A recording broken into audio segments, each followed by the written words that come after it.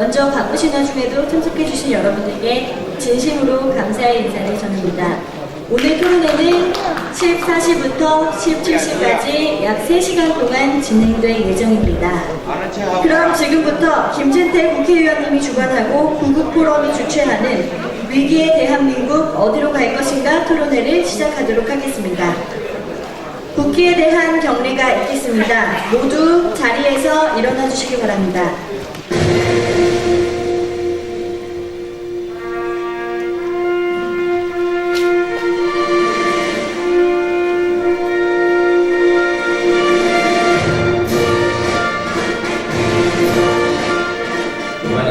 자랑스러운 태극기 앞에 자유롭고 정의로운 대한민국의 무궁한 영광을 위하여 충성을 다할 것을 굳게 다짐합니다.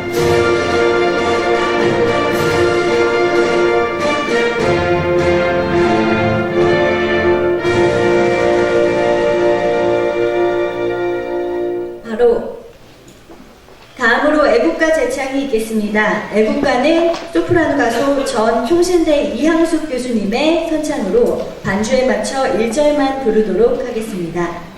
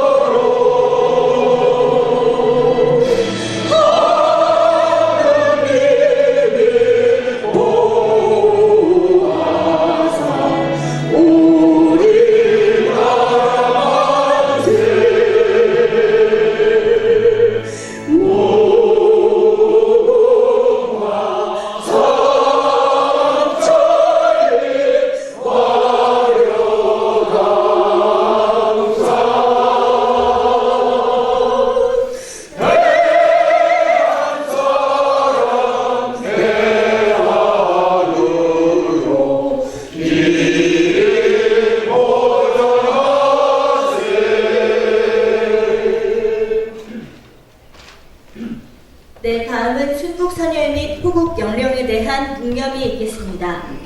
묵념.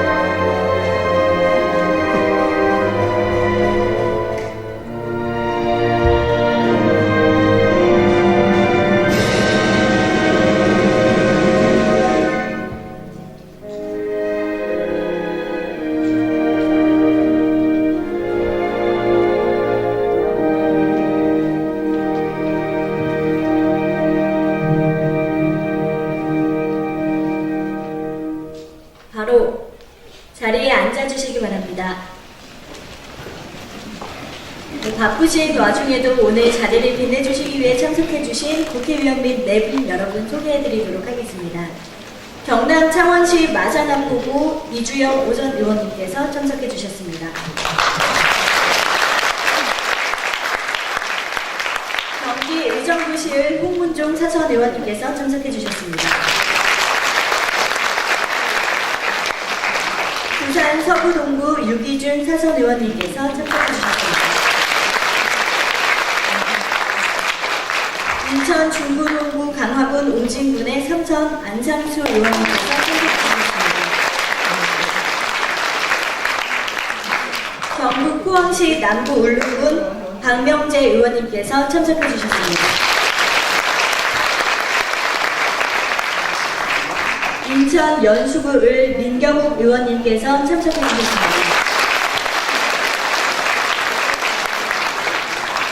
대구 북구 갑의 정태용 의원님께서 참석해 주셨습니다.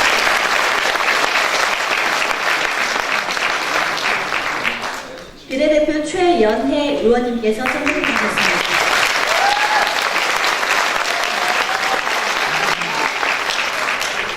강원 동해시 삼척시 이철규 의원님께서 참석해 주셨습니다.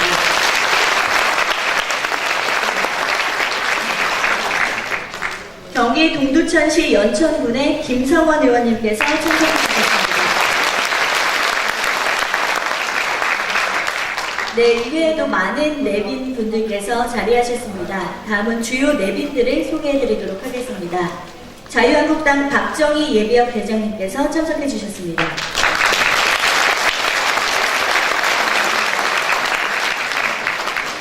대령연합회 유승희 회장님께서 참석해 주셨습니다.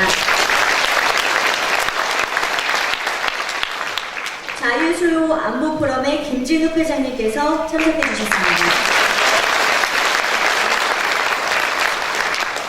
애국총연합 일파만파 김추열 회장님께서 참석해 주셨습니다. 네, 역시 애국총연합 일파만파 이정규 회장님께서 참석해 주셨습니다.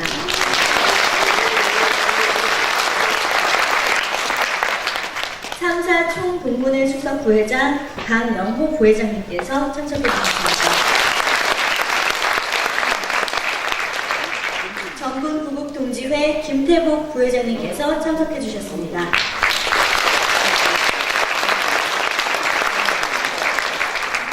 삼군사관학교 구국동지회 김경식 회장님께서 참석해 주셨습니다.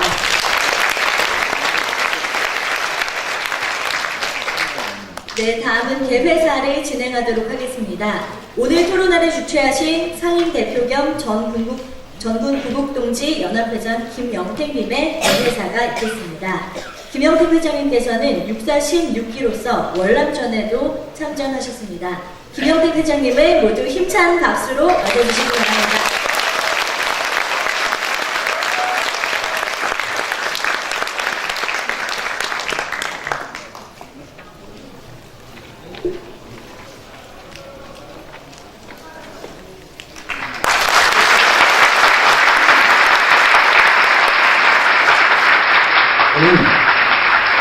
오늘 부분은 순수한 말을 사용하지 않고 필승적인 승리라는 말을 사용합니다.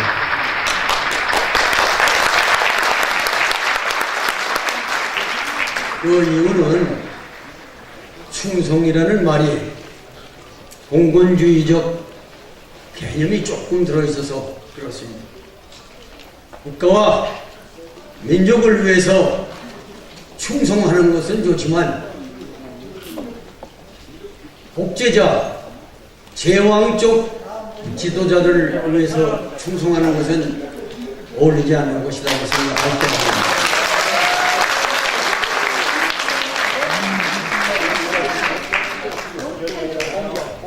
오늘 여러분들을 이렇게 모시고서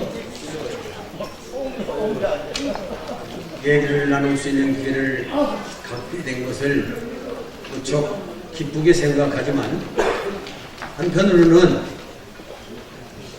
또 걱정스러운 전혀 없지 않다는 점을 강조해 두고자 합니다.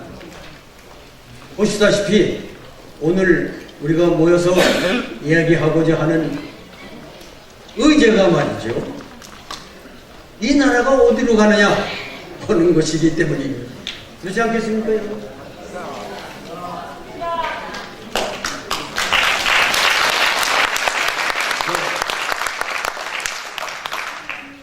조심스럽기도 하고 너무 긴 말을 해서 시간을 낭비할 필요도 할 수도 없다고 해서 제가 간략하게 제 소감을 평이한 말로 적어봤습니다. 그것을 읽어서 여러분에게 들려드리고자 합니다. 친애하는 애국 동지 여러분, 도대체 무엇 때문에, 도대체 누구 때문에 우리 국가 안보 상황이 이렇듯 소용돌이치고 있는 것입니까? 자유민주적으로 민족 통일을 시키기 위해서입니까? 선진국으로 발돋움하려는 용트림입니까? 그런 것이 아니라는 것을 여러분들 모두 잘 아실 줄로 믿습니다. 공산주의자라고 고발된 자가 엉뚱한 생각을 가지고 북한 세습 독재 정권을 감싸고 돌기 때문입니다.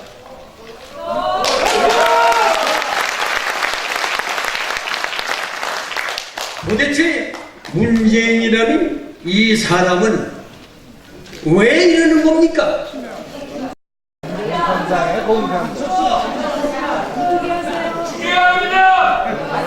지난 한 세기 동안 공산주의로 인해 인류가 겪은 비극적 교훈을 저렇게 무시해도 되는 겁니까? 정말 왜 이러는 겁니까? 백성들을 우습게 보기 때문이 아니겠습니까? 그렇습니다. 특히 자유민주주의를 사랑하는 사람들을 깔보기 때문입니다. 또 한 가지 이유가 있다면 여기 앉아 계신 의원님들에게는 좀 송구스러운 얘기이지만 야당의 존재가 질이 멸렬한 까닭입니다.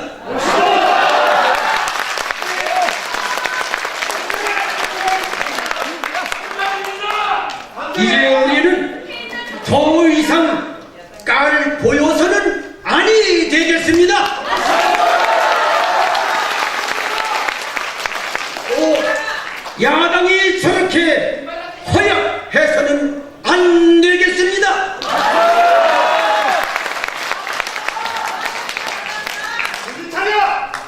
오늘 이 모임은 이 두 가지 과제, 즉 우리들이 깔 보이지 않기 위해서 무엇을 어떻게 해야 하고 야당이 똑똑해지고 투쟁력을 지닌 용사로 거듭나기 위해서 무엇을 어떻게 해야 하는가, 이런 점들을 좀 더 깊이 생각해보고 실천적 방안을 강구해 보려는 뜻에서 마련한 자리입니다.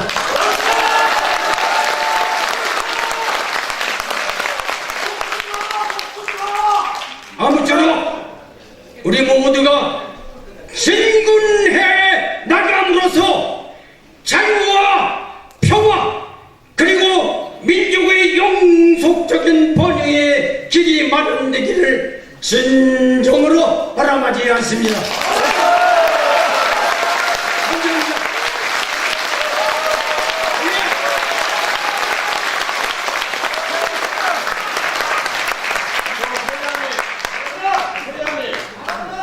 계실 때 한 말씀만 드리겠습니다. 오늘 이걸 주최를 하셨는데 왜 아까 그 국민의례 할 때 에어컨을 1절밖에 안 하셨는지 한까지 다 해봐요.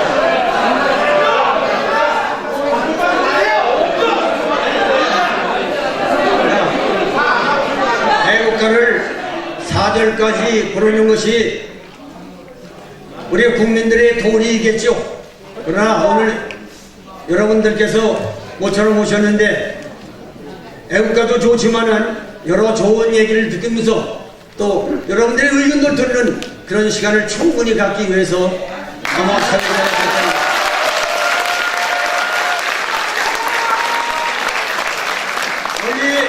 여기 이해해 주실 줄로 믿겠습니다.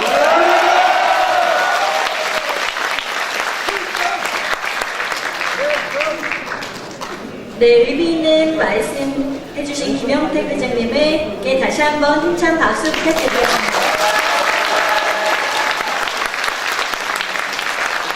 다음은 내분 소개 때 미처 소개를 드리지 못한 지금 막 도착해주신 경남 진주시 갑의 박대추 의원님을 소개해드리도록 하겠습니다.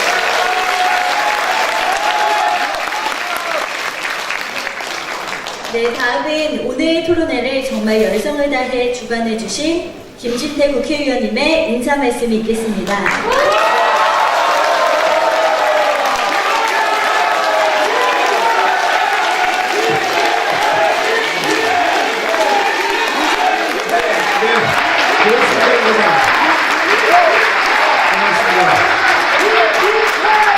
네, 이제 빨리 우리 또 이제 토론을 해야 되니까요. 나중에 응원해 주시기 바랍니다. 아까 우리 회장님께 이렇게 또 우리 한국당 의원들 혼날 줄 알았습니다. 혼날 줄 알았습니다. 예, 혼나도 싸다고 생각합니다.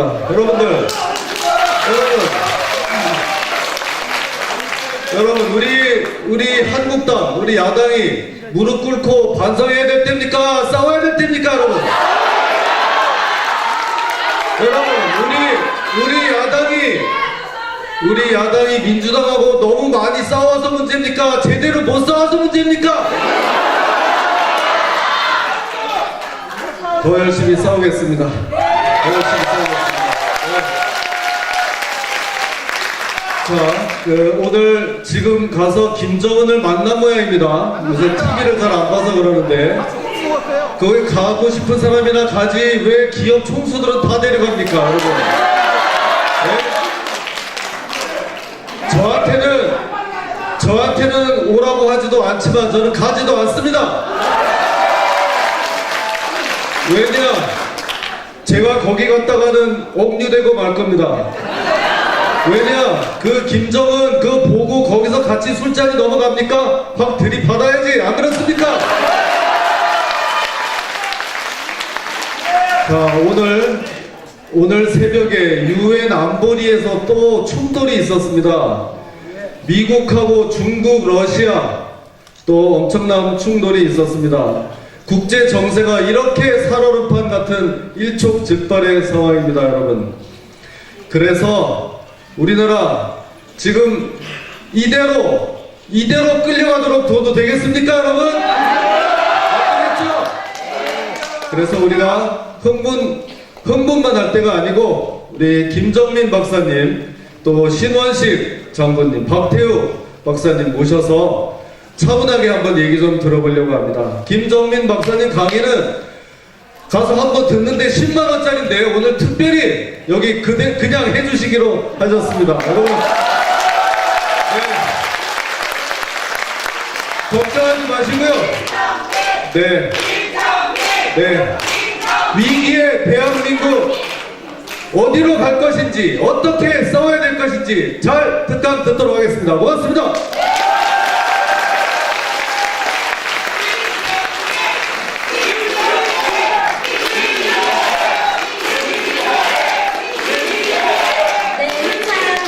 진행하도록 하겠습니다. 김진태 의원님 정말 인기가 대단하신데요. 제 소개가 따로 필요하지 않을 만큼, 소개가 무색할 만큼 많은 분들의 존경을 받으시는 분이시죠. 김진태 의원님께서는 19대 20대 국회 법제사법위원회 간사로 맹활약하셨고 현재는 정무위에서 활동 중이십니다. 오늘 뜻깊은 말씀 다시 한번 큰 박수 부탁드리겠습니다.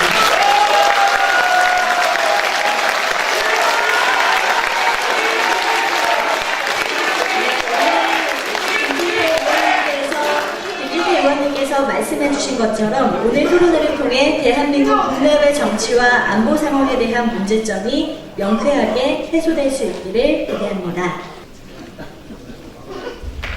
네, 오늘 발표자분들 모두 소개해드릴 예정입니다. 오늘 발표를 맡아주신 김정민 박사님, 그리고 신원식 박사님, 그리고 박태우 박사님. 네, 먼저 그럼 김성민 박사님 소개해드리도록 하겠습니다. 김정민 국제전략연구소 소장님께서는 오늘 국제정치 상황에 대한 발표를 맡아주실 예정입니다. 모두 큰 박수로 맞아주시기 바랍니다.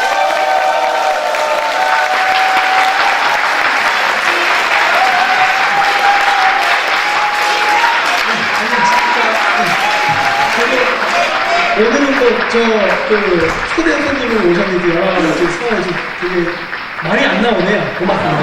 어떻게 좀 공부하겠습니다. 제가 안 보여서.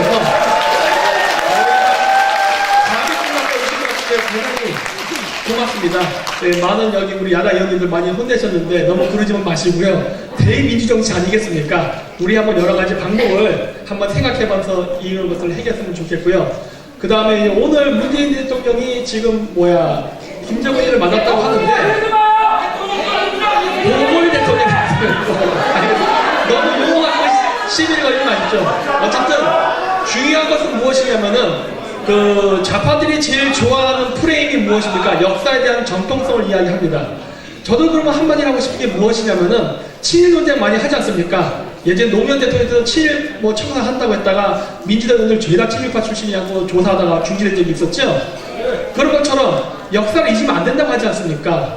근데 일제시대 때 통치는 잊으면 안 되는데 그 이후에 일어난 6.25 전쟁에 대한 걸 벌써 까먹었냐는 거예요. 그러니까 전쟁을 일으킨 사람은 일본인만이 아닙니다. 북한도 있지 않습니까? 근데 북한은 용서해도 되고 일본은 용서하면 안 되는 겁니까? 사과부터 해야 되는 거 아닙니까, 김정일? 원래? 사과하고 석고대죄하고 그 다음부터 시작되는 게 원래 순서가 아니겠습니까? 그런 거 없이 국제사회의 모든 의견을 무시해가면서까지 경제적으로 퍼주려 하는 행위는 굉장히 국제적으로 심각한 문제를 일으킬 겁니다.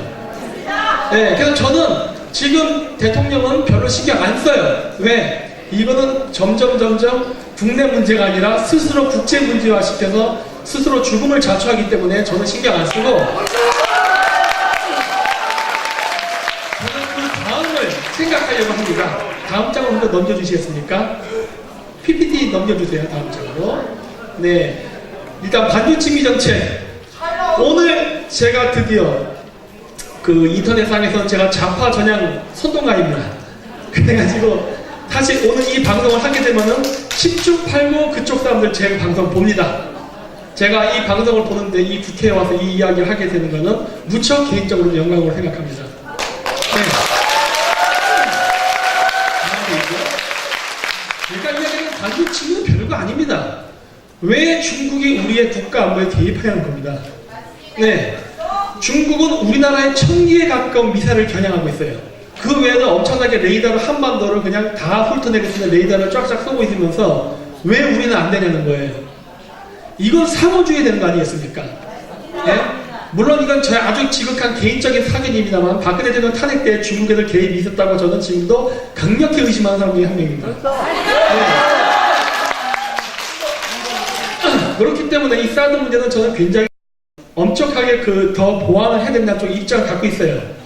그거는 왜 그러냐면 북한이 핵미사일을 개발하는 시점에서 이 정도의 방어 시스템도 중국이 방해한다는 건요 용서할 수 없는 일이에요. 그렇기 때문에 저는 만약에 중국이 내정 간섭하려 든다면은 저도 철저하게 내정 간섭이 되나 봅니다. 이거는 우리 국가 안보 내부의 문제예요. 그렇지 않습니까? 이거를 만약에 방해하려 든다면 저는 우리 또한 중국의 내정에 간섭해야 된다 봅니다. 티베트 독립, 신장 미국의 독립, 대만 독립 다 주장해야 되는 겁니다. 네. 서로 좋게 가려고 하면은 방해 서로 안 하는 게 좋습니다. 그럼에도 불구하고 만약에 방해를 하려 한다면은 다음 페이지요. 한 번 더 넘겨주시죠. 한 번 더요. 자, 사드 미사일 배치를 강화시키는데 이건 저의 아주 사견이니까 그냥 참고만 하십시오.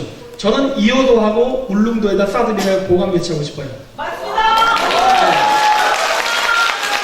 이호도를 중국인들처럼 세멘트를 부어서 성을 만들고 싶습니다. 네. 왜 일본하고 중국만 하고 한국은 하면 안 됩니까? 네? 이호도 주변을 장악해야만 중국 애들의 그리고 북한의 잠수함들이 왔다 가는 걸 감시할 수 있습니다. 그런 목적 때문에 하는 것도 있어요. 그리고 우리가 12해리의 경제적 수역을 갖기 위해서 하는 것도 있습니다. 네, 중국의 자꾸 어선들이 자꾸 서양 왔다 갔다 하는데 막아야 됩니다. 우리 지금 생선이 부족해요. 중국 애들이 생선 만들면서 싹쓸이 하다 보니까 우리 먹을 게 없어집니다. 왜 우리 앞바다에 와서 장악해갑니까? 예? 자기 바다에서 할 것이지. 또한 울릉도도 마찬가지입니다. 제가 울릉도에다 개인적으로 사드 미사일 배치를 주장한 이유는 딱 하나입니다. 독도 문제를 해결하기 위해서 그런 거예요.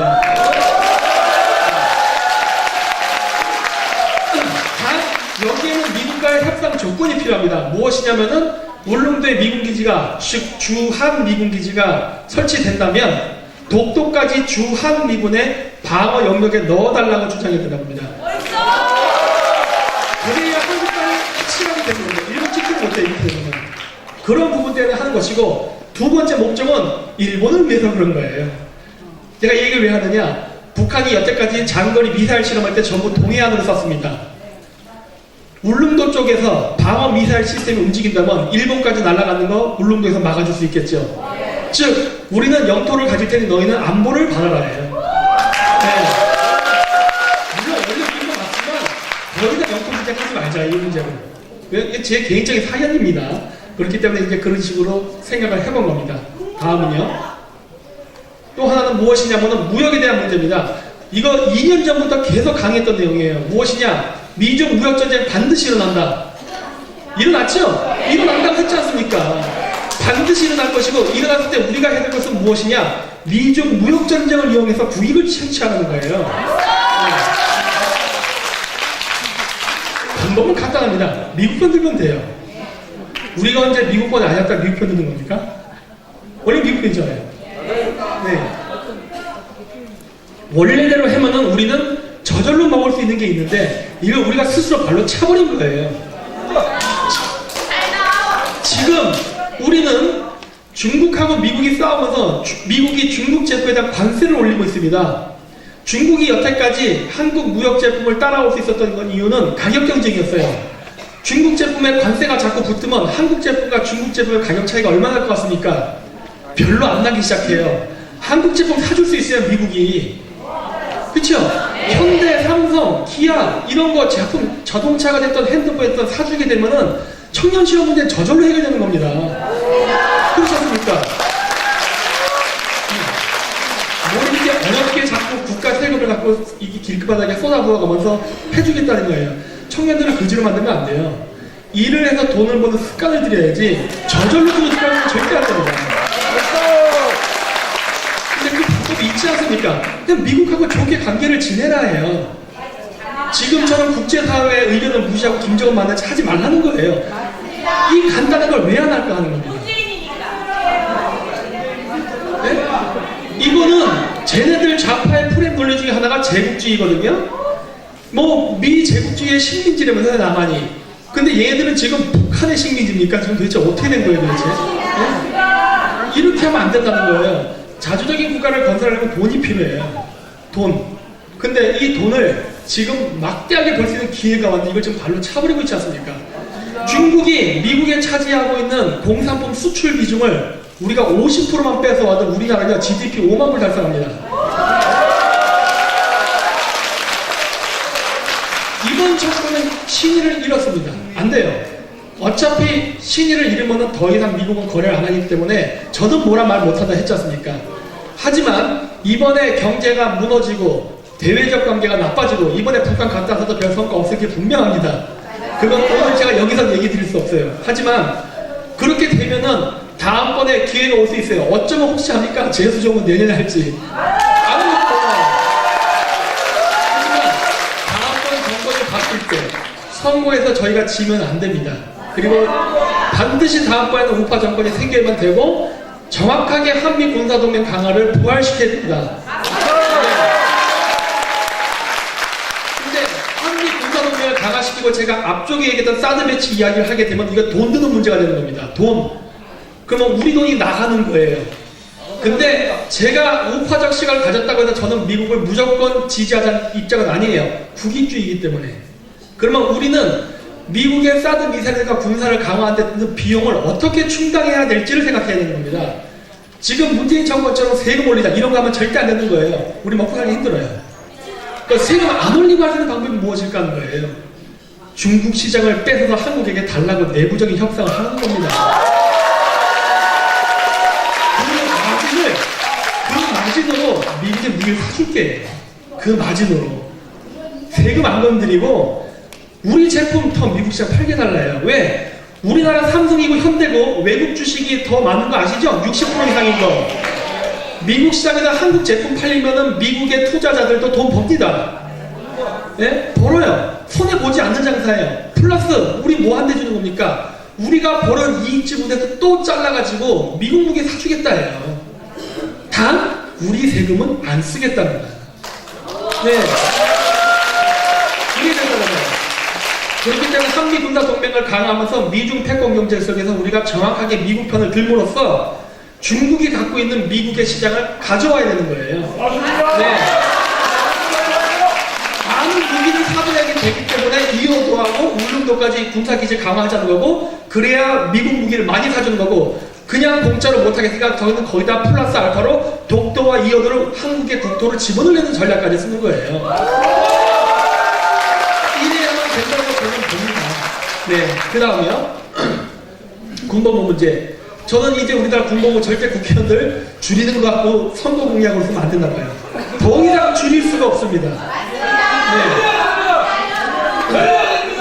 네. 저는 군대를 갔다 왔어요. 네. 군대 갔다 온 사람입니다. 이 군대 안 갔다 온 사람들이 군대 갔다 온 이 군 실정을 잘 모르는 것 같은데, 더 이상 군대를 줄이게 되면요, 우리나라 군대 훈련이 안 돼요. 다 그거 뭐 당나라 군대 갖고 전쟁할 겁니까? 이러면 안 되거든요. 군복무 더 이상 줄이면 안 돼요. 동결시켜야 됩니다. 그거는 국가 안보를 위한 것도 있지만 또 한 가지 문제가 있는데, 그것이 바로 실업자 문제입니다. 군 복무를 나가는 만큼 실업률을 낮춰주는 방패막이 정책을 할 수 있어요. 이거 모르셨죠? 군 복무가 있음으로써 실업률을 낮춥니다. 이거는 어떻게 보면 군 복무 절대 줄이면 안 되는 거예요. 실업률 올라가요. 걔네들 나와서 뭐 할 거예요? 할 게 없어요, 지금. 더구나 지금 정권에서 이렇게 반미적인 행태를 취함으로써 나오는 족족 다 실업자 됩니다. 그러면서 왜 실업률이 해결이 안 되나 머리를 쥐어짜는데, 야, 이 병신아, 그러는 거예요. 너 왜 몰라? 네가 군복무 줄이고 있잖아. 이거거든요. 절대 줄이면 안 됩니다. 예, 그냥 한 번 넘어가 주십시오. 한 번 더요. 쭉 넘어갈게요. 네, 넘어가 주십시오. 더 넘어가 주십시오. 자, 실업률이 올라가는 이유는요, 군복무도 공헌한다는 거, 세계 불황도 공헌. 첫 번째 요인은 세계 불황입니다. 세계 불황 때문에 수출이 안 되면서 실업률이 올라가는 건데, 여기다 군복무를 낮추게 되면요, 실업자가 양산돼서 부채질을 하는 꼴이 되는 거예요. 그래서 안 된다는 겁니다. 따라서 앞으로 우리나라 대통령은요, 더 이상 골목대장 아닙니다. 우리나라 굉장히 잘 사는 거 아십니까? 여러분들 나중에 기회 되시면 영국이나 프랑스 가보십시오. 한국이 더 잘 삽니다. 깜짝 놀라실 거예요. 네, 그렇기 때문에 이 민감한 거고, 왜 우리나라 대통령이 외교를 진짜 신경 안 쓰면서 이런 식으로 하는지 도저히 이해가 안 됩니다. 다음이요. 의무 요양 보호제는 이거 여자에 대한 문제입니다. 저는 욕 먹어도 할 거면 해야 된다고 봐요. 저는 지금도 여기 여성분들 굉장히 많으시지만, 저는 페미니스트가 아니라서 그런지 몰라도 여자 군대 보내야 된다고 생각합니다. 여기 여자분들이 박수 치십니까? 대단히 고맙습니다. 근데 저는 꼭 군대까지는 아니더라도, 아니, 뭐 이제 나이가 군대 갈 나이가 아니라서 막 마음대로 말씀하시는 것 같은데, 젊은 분들은 좀 다르지 않습니까? 아니에요. 그래요? 네, 알겠습니다. 네. 남자잖아요. 혹시 성견 안 해줬어요? 자, 다음 페이지요.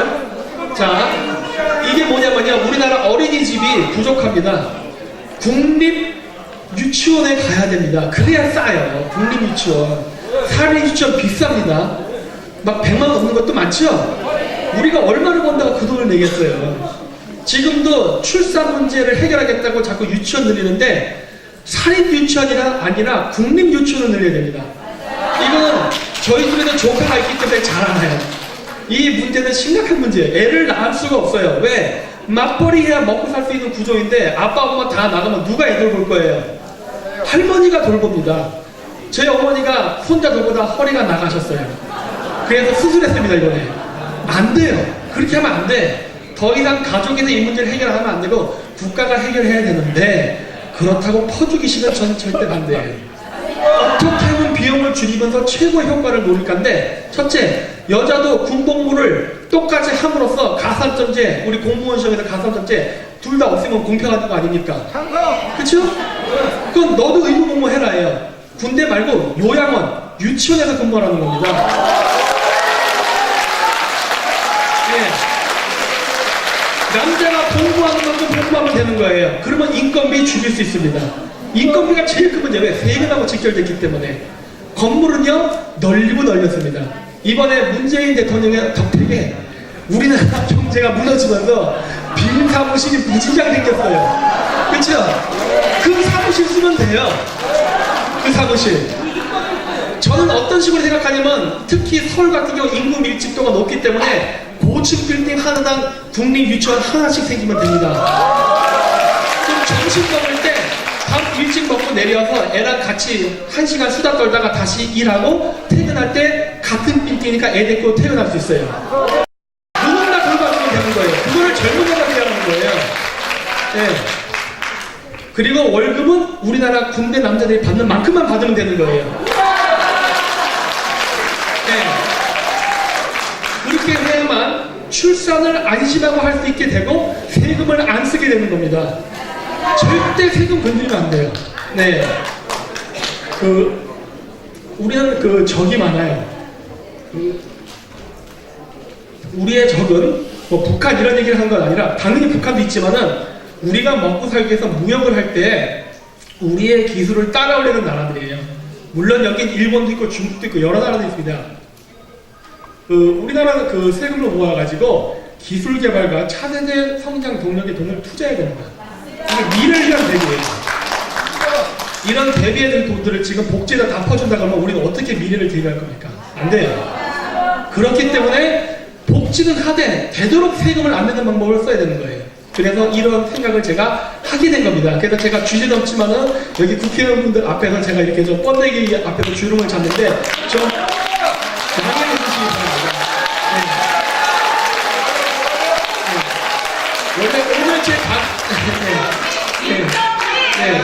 원래 오늘 제 강의는 이런 내용이 아니었습니다만, 이왕 온 거 신세한타 하지 말고 우리 앞을 내다보자로 이런 목적으로 해서 커리큘럼을 완전히 바꿔서 다시 갖고 온 거예요. 네. 다음 페이지 넘어가겠습니다. 제가 쭉 넘어가겠습니다. 네.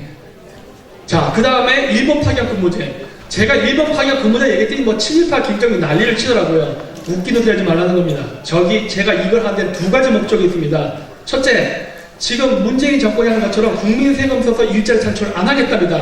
누구 돈으로 하려는 겁니까? 일본 돈이에요. 남의 돈으로 해야죠. 일본은 저출산 고령화 때문에 지금 사람이 딸립니다. 없어요, 사람이. 제가 친구들을 많이 보냅니다. 저는 공작합니다. 저는 늘 얘기하지만 제 방송은 프로파간다와 공작을 기본으로 합니다. 그렇기 때문에 저는 공작원들을 많이 풀어놔요. 일본, 이젠 동경에 있는 대기업까지도 외국인 비율이 올라가고 있습니다. 사람이 없어서. 공장에도 일본인이 부족하지만 대기업 좋은 직장에도 일본인 청년이 부족할 정도예요. 우리나라 사람들 일본 가면은 취업할 수 있습니다. 단 지금같이 중국이랑 한편이 돼가지고 소녀상 만든다고 중국 돈 받아가지고 건설하고 이따위 짓 하면은 절대 일본이랑 이런 거 할 수 없어요. 그래서 제가 2년 전에도 강의할 때 그랬어요.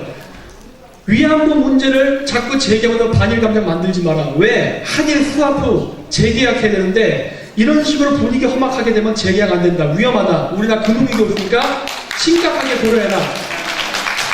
반대로 있어요. 교기를 하는 건요, 다 방법이 있고 순서가 있는 것입니다. 지성주의대로 이 세상을 살 수 없지 않습니까? 우리가 미국도 아니고, 미국도 지성주의대로 안 하는데 우리 같은 조그만 나라가 어떻게 우리 성주의대로 살겠습니까? 맞습니다. 국제 질서라는 게 있어요. 원하든 원하지 않든 그 질서 속에서 문제를 해결해야 되는 겁니다. 그냥 멋있게 그냥 뭐 반이라고 뭐 우리나라의 개돼지 같은 좌파 국민들이 와 하는데 그게 해결책이 아니라는 거예요. 싸움은 냉정하게, 복싱할 때 얻어 터져도 눈 뜨고 맞으라는 얘기 많이 하죠? 맞으면서도 냉정을 하고 잃지 말아야 이기는 겁니다. 네. 국민 세금 쓰지 말고 일본에 파견해가지고 거기서 일단 실업자 문제를 우리가 해결하자예요. 남자 군복무, 여자 요양근무, 실업률 낮춰질 겁니다. 단순히 실업률만 낮춰지는 이런 정책을 하려면 편법 정책이 되는 거예요. 단순히 통계적으로 실업률을 낮추기 위해서. 실질적으로 국민들이 느낄 때 실업률이 낮아지면서 효과가 있다는 걸 느끼게 하려면 뭘 해야 됩니까? 청년 일자리를 마련해줘야 돼요. 그렇죠? 청년 일자리를 마련할 수 있는 방법은 뭐였습니까? 아까 제가 앞서 사드 배치 문제 얘기했죠? 그거를 무역관계와 엮어서 수출을 증대시켜서 국내 기업이 우리 청년들을 고용할 수 있게 환경을 조성한다. 첫째.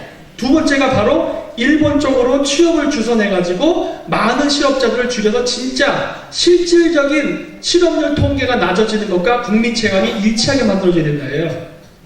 그러면은 진짜 청년들 직업 갖고 일할 수 있습니다. 또 하나 제가 정말 탐을 내는 게 무엇이냐면요, 일본의 기술입니다. 일본이 옛날 때는요 절대 기술 가르쳐주지 않았어요. 요즘은 가르쳐주려 합니다. 왜? 사람이 없어요. 이제는 흑인들도 초밥을 만듭니다. 아, 이건 흑인비 아니에요. 오해하지 마세요. 옛날 때는요, 저 같은 한국인이, 제가 일본에서 신문 매달렸다 했지 않습니까? 일본 유학 때.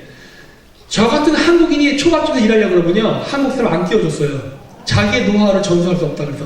이제는 한국인이 아니라 아프리카 사람까지도, 남미 사람까지도 다 받아들인다는 거예요. 누구든 제발 와주세요. 이런 좋은 환경 속에서 일본이 갖고 있는 그 어마어마한 중소기업의 기술 왜 안 배웁니까? 예?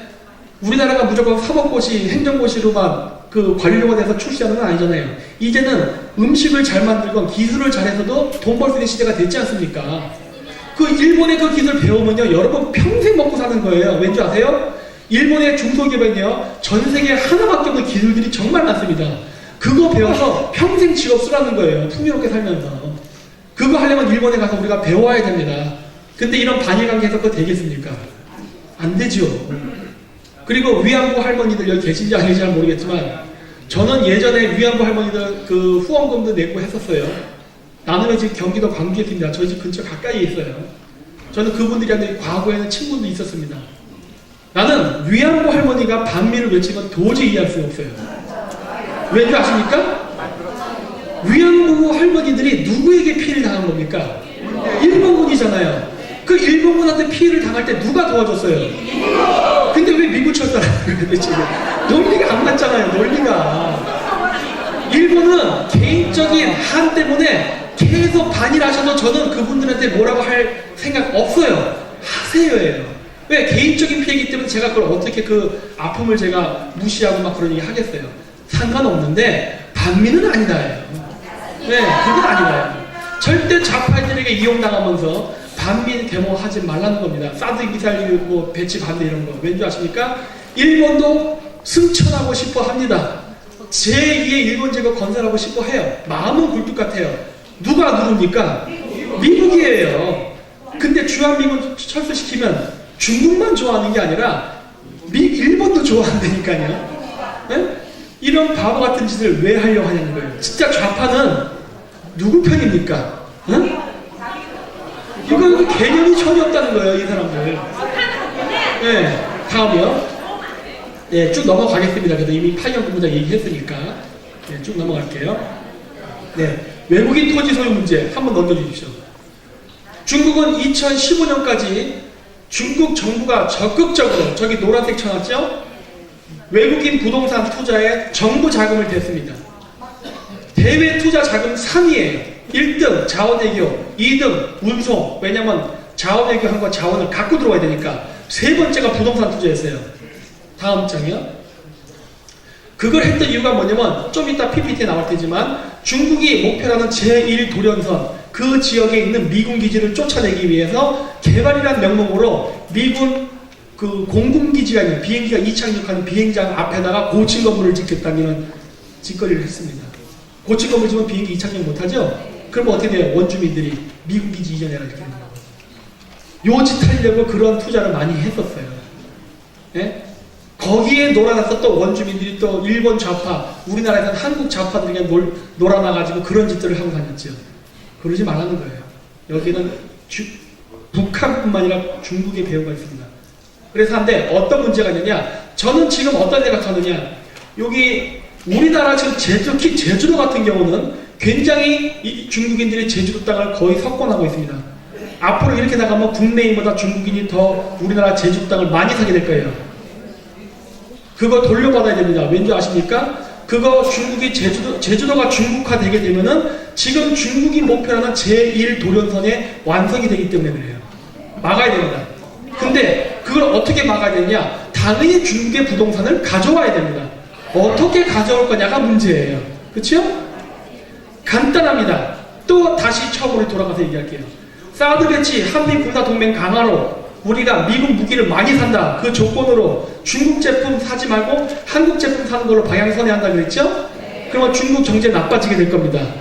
중국 경제가 나빠지게 되면은 중국 기업들이 부도가 나기 시작할 거예요. 그러면 중국 기업들은 부도를 막기 위해서 자금을 융통해야 되는데 그러면 해외 부동산 매각하기 시작할 겁니다. 그때 헐값에 사주는 거예요. 비싸게 팔고 헐값에 걷어들이는 겁니다. 미국이 지금 하고 있지 않습니까? 왜 우리는 안 합니까? 한미 동맹으로 벌어들일 수 있는 경제적 이득이 어마어마해요. 제가 말을 안 하고 아꼈는데 너무 답답해서 얘기하는 거예요. 제발 등신들 알아들으라요. 네. 그래서 그것뿐만 아니라 플러스 무엇을 해야 되느냐? 지금 이 모든 무역이 됐던 비자, 여권 무전 상호주의입니다. 우리는 중국 가서 주택은 50년, 공장 부지 30년 임대입니다. 왜 우린 중국에 팝니까? 안 돼요. 미중 무역 경쟁 속에서 미국과 중국의 사이가 나쁠 때 지금 이 시리를 이용해가지고 우리는 국제사회에다가 중국의 부동산 문제를 강력히 규탄하면서 왜? 부동산 구매 중에 군사적 목적도 많아요. 그거를 문제 삼으면서 중국의 부동산을 강제 몰수가 있는 거 몰수하고 할 수 없는 것들은 소급 적용해가지고 앞으로 30년만 쓰고 나가라고 바꿔야 됩니다. 이거는 독도 안 들어요. 독자예요. 부동산값 팍 떨어집니다. 그렇죠? 그러면 헐값에 매입하는 거예요. 네, 이렇게 해야 된다고 그러는 거예요. 다시 국가와 서비스 해야 됩니다. 다시는 중국인들이 우리나라에 와서 이러지 못하게 막아야 돼요. 요거를 하는 또 하나의 목적이 무엇이냐? 여기에 빌붙어 먹는 좌파놈들 때문에 그렇습니다. 중국 놈들에게 명의 빌려주고 부동산 사가지고 월급식으로 돈 받는 새끼들. 이 새끼들 돈 줄 끊어야 돼요. 왜 그러느냐? 얘네들이 그런 돈줄이 있기 때문에 360을 광화문에서 촛불 드는 겁니다. 네. 여러분들 태극기 지키하실 때 힘드시지 않습니까? 네? 생계도 걱정해야 되고 뭐 할 거 많잖아요. 그러면서 어렵게 하는데 쟤네들은 어떻게 저렇게 느긋하게 할 수 있냐는 거예요. 도대체 돈이 어디서 나오길래? 이런 것들이에요. 이런 것들 돈줄 다 끊어야 됩니다. 그래서 저는 중국을 자꾸 제재하느냐 하는 이유가 뭐냐? 좌파들 정치자금 끊어버리려고 하는 겁니다.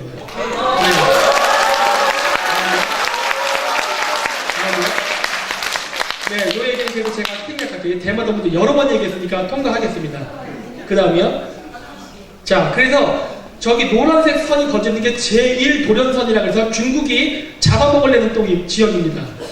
저 지역 안에 미군 기지가 있어요. 그렇기 때문에 저 지역 안에 미군 기지에다가 부동산 투자를 하는 겁니다. 최근에는 태양광 산업하죠. 응? 우리나라 국군 기지 옆에다가 사드 기지 옆에다가 이집거리 하고 있다고요. 태양광 산업 누구랑 연결되는지 다 아시죠? 네. 는요 에너지 산업이 아니에요. 스파이 활동입니다. 뿐만 아니라 이번에 석탄 세탁하다 걸렸죠. 그거 보도한 보아뉴스기가 쫓아낸다고 청와대가 그랬지 않습니까? 네? 태양광 산업은 태양광 산업 세탁 없는 줄 아십니까? 나중에 정권 바뀌면서 조사해야 됩니다. 저거. 맞습니다. 네? 길을 기다리고 있어서 살만 갈고 있습니다. 지금. 네, 다음이요. 넘어가겠습니다. 산에 가자. 네. 다음이요. 그다음 선택적 이민제도. 이민은요, 저는 여기 계신 분들과 조금 다르게 저는 받아들여야 된다는 입장 쪽에 있어요. 하지만 여기에는 원칙이라는 게 있습니다. 한번 넘겨주세요. 자, 쭉 넘겨주세요. 출산율 감소가 일단은 문제예요. 여러분, 출산율 감소하게 되면은 당장 연금에 문제 생깁니다. 세금, 조세 확보에 크나큰 문제가 생겨요. 그래서 인구를 보충해야 되는데 출산율이 떨어져요. 출산율이 떨어진 걸 보충하기 위해서 제가 아까 얘기했던 여자도 군복무를 해야 된다는 이런 얘기를 했던 건데 그렇게 해서 지금부터 아이가 태어난다 치더라도 그 아이가 세금을 내려면 20년을 기다려야 되는데 그 20년 동안 어떻게 할 거예요? 누군가 돈을 메꿔줘야 됩니다. 그래서 외국인을 받아들이는 얘기는 제가 뭐냐면 불법 외국인을 때려잡고 합법적인 외국인은 괜찮다예요. 세금 내라는 겁니다. 세금. 네. 그런데 거기에도 또 룰이 있습니다. 뭐냐? 첫째, 북한이랑 교류하는 나라는 절대 받아들이지 않는다. 예를 들어 시리아나 예멘 같은데 절대 안 됩니다. 왜? 얘네들이 우리나라에서 일을 하면 어떤 일이 발생하는지 아십니까? 얘네들 돈의 일부가 북한으로 흘러 들어갑니다. 그래서 안 된다는 거예요. 북한과 사업을 하고 있는 나라는 절대 이민 받아들이지 않는다. 조건입니다. 여기는 중국도 포함되는 거예요. 네. 그 다음에 한번 넘겨주세요. 한 번 더요? 더 넘겨주세요. 네. 그 다음 무엇이냐? 앞으로 지금 문재인 정권이 생각하는 방식이 아닌 미국이라던가 서방 국가 그리고 우리나라 국익에 맞는 새로운 실크로드가 열릴 겁니다. 네, 비공개 강의 때 오신 분들은 잘 아실 거예요. 제가 이거를 여러 번 가겠습니다. 열릴 겁니다. 하지만 그때 이 열리는 상황이 닥쳤을 때 우리가 준비가 안 돼 있으면 안 돼요. 그 준비라는 것은 무엇이냐면요, 우리의 사고방식 그리고 우리의 준비입니다. 저는 지금 무엇을 제안하고 싶은 거 아니면요, 외국인 노동자 오는 건 좋은데 우리나라가 앞으로 실크로드 개발, 그 다음에 인도태평양 무역항로를 개발할 때 전략적으로 제휴를 맺어야 될 국가의 노동자만 받아들이겠다예요. 우리 편 될 사람. 우리 편이 되지 않은 외국인은 안 된다예요. 네. 여기 중국인들 와가지고 중국에서 먹고 살 거 없으니까 우리나라에 와가지고 살면서 한국에서 월급 받고 사는 주제에 중국 편을 드는 이러한 행동을 하는 외국인을 왜 우리가 받아들여야 됩니까? 우리가 우리나라에서 충실해야죠. 자, 그래서 어떠한 생각이냐? 예를 들어서입니다. 예를 들어서인데 저 남쪽 바닷길도 중요합니다. 우리나라가 앞으로 전략적으로 좋은 관계를 맺어야 될 나라 중에 하나가 베트남입니다. 세계에서 가장 평균 연령 인구가 젊은 나라예요. 21살이가 그렇습니다. 인구 9,500만, 가능성 있는 나라예요. 그리고 철저하게 중국하고 대립하면서 나가는 나라. 물론 빨갱이 국가이긴 해요. 하지만 그것과 상관없습니다. 왜? 베트남 사람들 굉장히 쿨합니다. 제가 생각하는 건 뭐냐면요, 우리나라가 해외 시장을 개척할 때 앞으로 친환파를 많이 만들어야 되는데 어떤 식으로 만들어야 되느냐, 제가 중국의 해외 건설 파견을 나갔을 때 겪었던 일이었는데 무엇이었느냐, 문화적 차이 때문에 외국인 노동자를 쓰는 게 굉장히 어려웠습니다. 한국에서는요 어느 정도 돌아갔어요. 왜? 한국이란 바운더리 안에서 일하기 때문에 움직이지만 우리가 외국으로 나가게 되면요 그 외국인 노동자들이 일을 안 해요. 우리가 외국인이고 걔네들이 본토인이기 때문에. 그래서 어떠한 생각을 하냐, 어차피 우리나라에서 저임금 노동하는 공장은 필요합니다. 한국 사람들 일 안 해요. 안 하는 것도 있고 저출산 때문에 사람이 부족한 것도 있어요. 현실이에요. 오케이. 그렇다면 받아들이긴 받아들이겠다요. 왜? 그래야 생산성을 확보할 수 있으니까. 물론 걔네들 반드시 세금 내야 됩니다. 그런데 그렇게 할 때 우리가 전략적으로 진출하고자 하는 국가의 사람들을, 노동자를 데리고 와서 우리나라에서 일을 시켜야 그 사람이 한국말을 배웁니다. 한국말을 배우고 한국의 문화 시스템을 이해해요. 뭐 쉽게 얘기하면 밤에 야근하는 거. 아직도 우리나라 야근 안 하면 안 되는 시스템입니다. 전 남동공단에서 일했습니다. 발월공단에서 일했고, 네, 저 지게자동차 좋아해요. 네. 그런데 한국에서 이런 식으로 근무 환경에 익숙해진 사람들이 돈 벌고 자기 나라로 돌아가야 친화파가 됩니다. 그리고 우리나라 그 대기업이나 아니면 산업인력공단 같은 데서 그 사람들 명단을 파악하고 있다가 우리나라의 중소기업이 됐던 대기업이 그 나라에 진출할 때 그 사람들 명단을 제공해주면서 우선 채용하라고 해야 되는 거예요.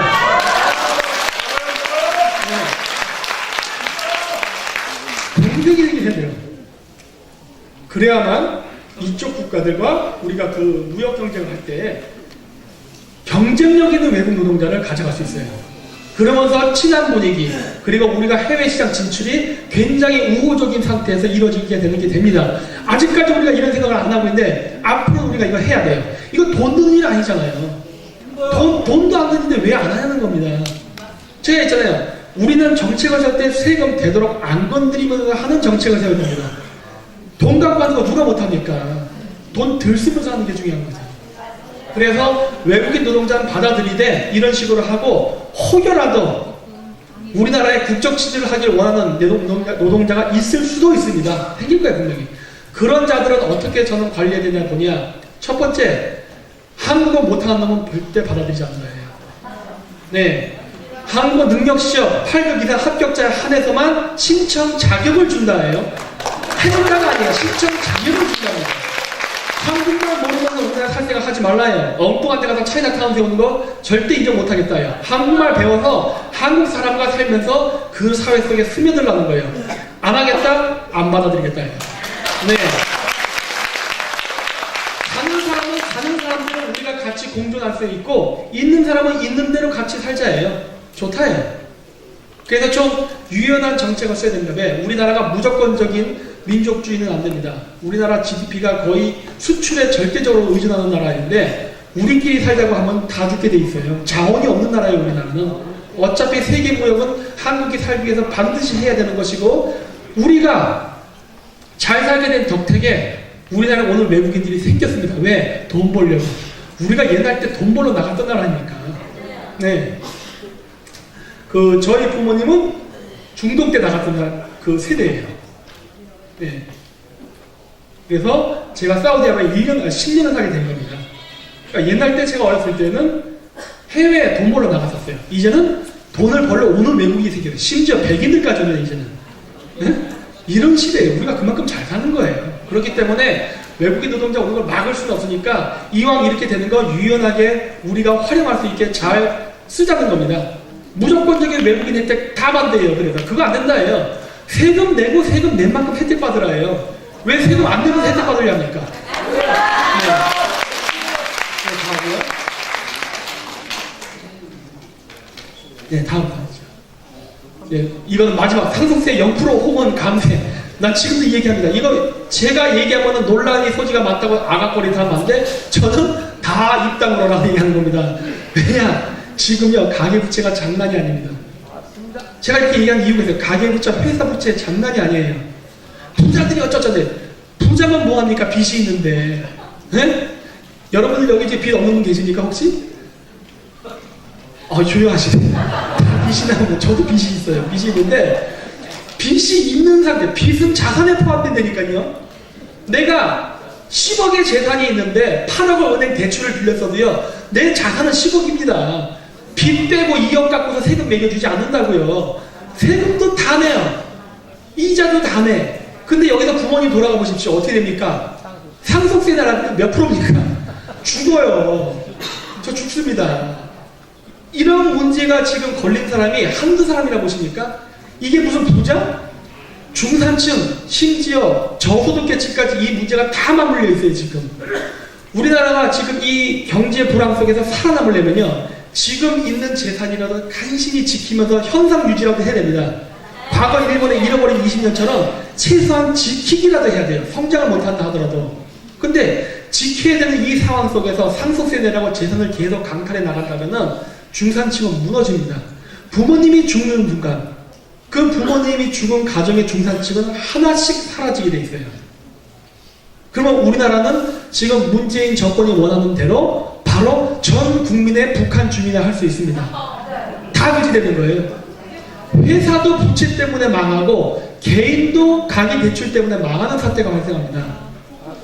이게 제가 무슨 특혜를 이야기하는 게 아닙니다. 왠지 아십니까? 선진국일성 상속세가 없습니다. 왜? 이 문제를 이미 겪고 있기 때문에 그래요. 여기에 가장 근본적인 문제는 저출산 고령화가 굉장히 큰 문제입니다. 저출산 고령화 때문에 국민연금은 더 필요한데 세금 내는 사람이 없지 않습니까? 그렇기 때문에 외국인도 받아들이되 아까 제가 든 전략적 이해관계를 같이 한 나라에서 받아들이고 세금을 걷자는 거예요. 그래야 세수가 확보되니까. 그리고 무조건 외국인에 의존할 수 없기 때문에 미래 아이들을 증가시키기 위해서 여자도 군복무 나가라예요. 요양원에, 유치원에. 그러면서 20년 뒤에 그거를 스스로 우리 대한민국 국민들이 해결할 수 있게끔 그 버퍼링을 갖고 가자예요. 이런 식의 단계를 하나하나 준비하자는 겁니다. 근데 그 과정 속에서 만약에 할머니, 할아버지가 돌아가신다면은 그 가정은 망하는 거예요. 그거를 방지하려면 어떻게 된다는 거예요? 상속세 낮추라는 거예요. 제 심리가 해서 빰프를 하고 싶지만은 안 된다면 낮추기라는 거예요. 지금 그저께 아니야 오늘 국회의원부터 택시 타고 가는 택시 운전자가 재밌는 얘기를 하더라고요. 조심스럽게 서로 눈치를 보다가 이제 얘기를 꺼냈는데 혹시라도 서로 정치점이 다르면 어떨까 하고 고민하다가 이제 얘기를 꺼냈는데 웬걸 같더라고요. 그분이 그러더라고요. 우리나라는 최상층하고 최하층이 살기 좋은 나라고 어리버리한 중간층은 다 힘든 나라다. 맞습니다. 저소득층 가만히만 있어도 막 퍼주잖아요. 그렇죠? 누가 다 돈 내줍니까? 중산층이에요. 근데 중산층이 죽으면 누가 세금 낼 겁니까? 중산층을 그렇게 때려잡으면 누가 세금 낼 거냐는 거예요.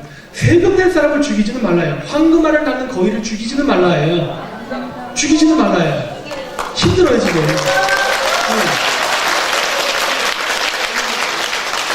그래서 이런 문제들을 하나하나 해결하면서 이 문제를 해결하는 건요 5년 갖고 되지 않습니다. 5년 갖고 되지 않아요. 적어도 어떤 국가 정책의 하나의 빛을 발하기에는 적어도 20년이라는 세월이 필요합니다. 저쪽 좌파들에게는 20년 장기 집권이 아니라 우리 쪽에서 20년 장기 집권이 필요한 거예요. 그래야 이 모든 것이 바뀌게 됩니다. 체질 개선이라는 건 시간이 걸려요. 국가는 하나의 거대한 배와 같기 때문에 키를 돌렸다가 한 번에 그 효과가 나타나지 않습니다. 20년이 돼야만 우리나라가 정상 궤도로 전입하는 시기예요. 지금으로부터 약 2038년이 되는 겁니다. 청사진을 보고 가야 돼요. 앞으로 저는 그래서 여러분들에게 당부드리고 싶은 말씀은 무조건 문재인 나가라가 아니라 문재인 나가면 우리 이거 할 거다라는 식으로 나가야 돼요. 네, 왜냐? 대안은 갖고 바꿔야 될 거 아닙니까? 대안은 갖고. 네. 문재인 갖고 우리 이거 하겠다.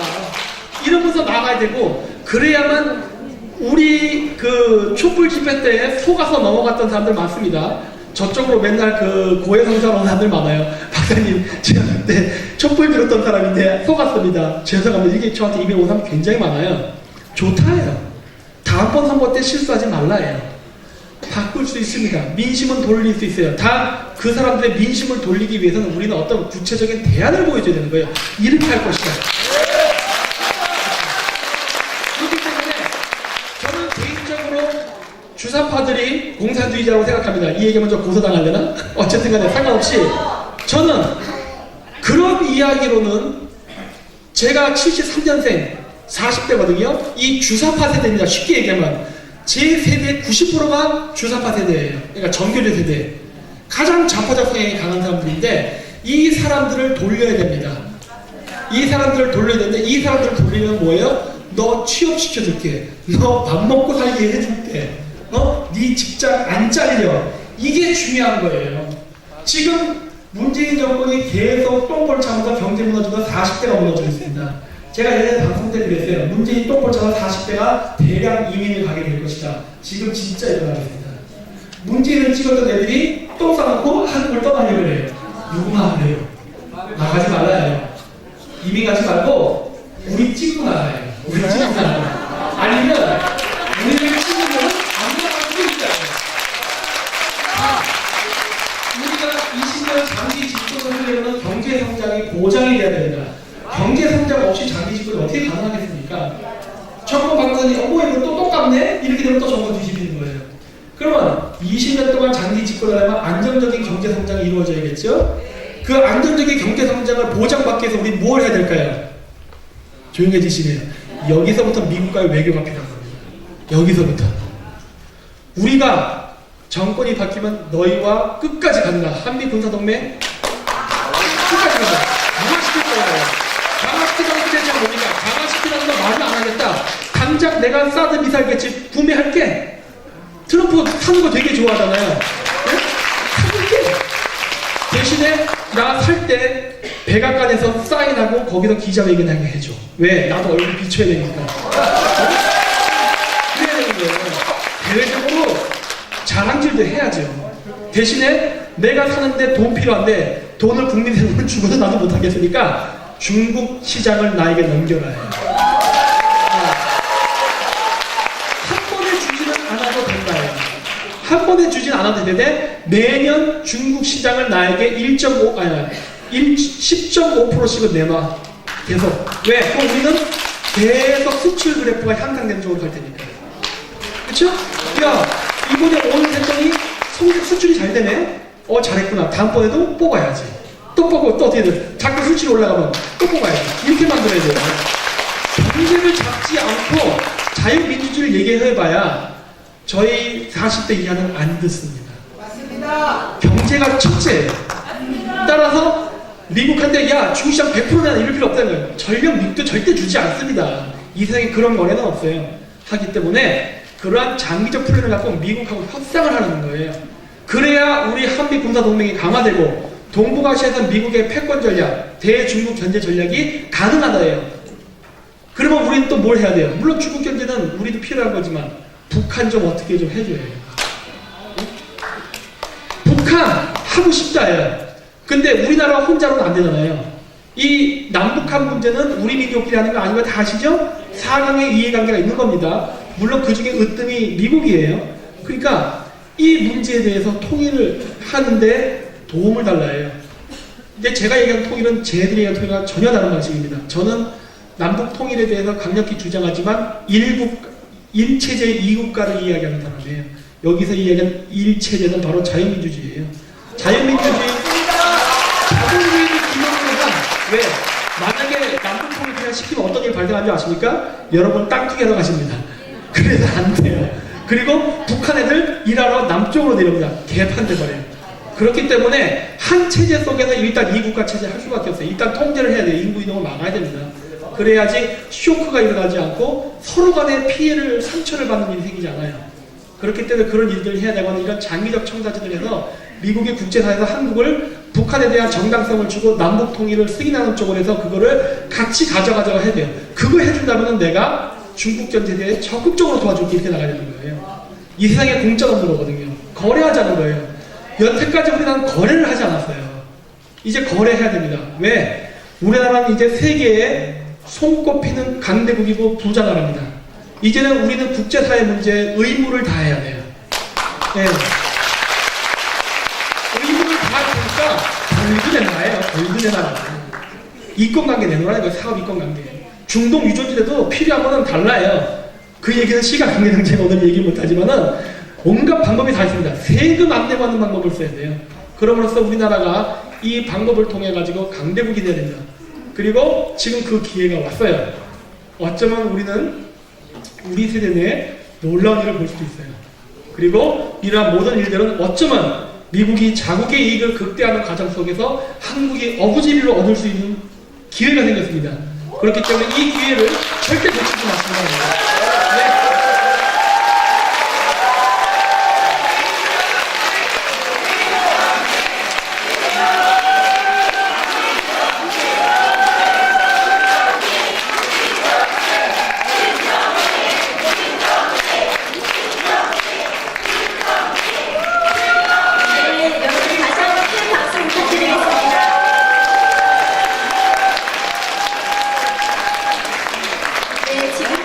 김정민 박사님의 국제 정치 상황에 대한 아주 의미 깊은 발표를 들었습니다.